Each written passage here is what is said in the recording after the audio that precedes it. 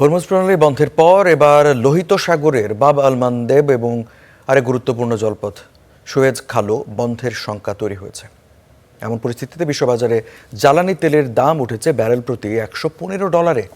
অথচ এত প্রতিবন্ধকতার মধ্যে দৈনিক 15 লাখ ব্যারেল জ্বালানি তেল রপ্তানি করছে খোদ ইরান।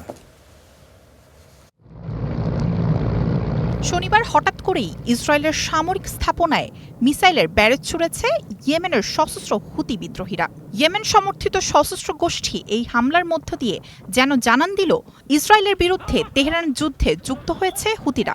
এরপর থেকেই মধ্যপ্রাচ্যের জ্বালানি তেল পরিবহনের আরেকটি রুট বাব আল মানদেব বন্ধের শঙ্কা তৈরি হয়েছে। এর আগে 2023 সালে গাজায় ইসরায়েলি আগ্রাসন শুরুর পর বহুদিনই অস্থির ছিল বাব আল মানদেব প্রণালী।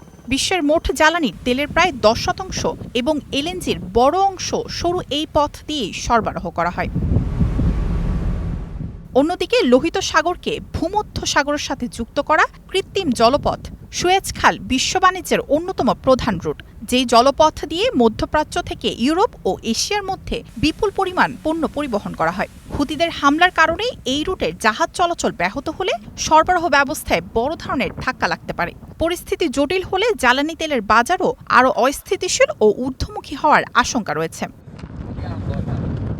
চলমান যুদ্ধ এবং হরমুজ প্রণালীতে নৌযান চলাচল সীমিত করার বিষয়ে ইরানের সিদ্ধান্তের কারণে বিশ্বের জ্বালানি বাজার 2022 সালের পর চলতি বছরেই এত বেশি অস্থির হয়েছে। এর মধ্যেও ইরান দৈনিক তেল রপ্তানি করছে প্রায় 15 লাখ ব্যারেল। রমজানে ইরানের তেল রপ্তানি আগের তুলনায় বেড়েছে প্রায় 50%।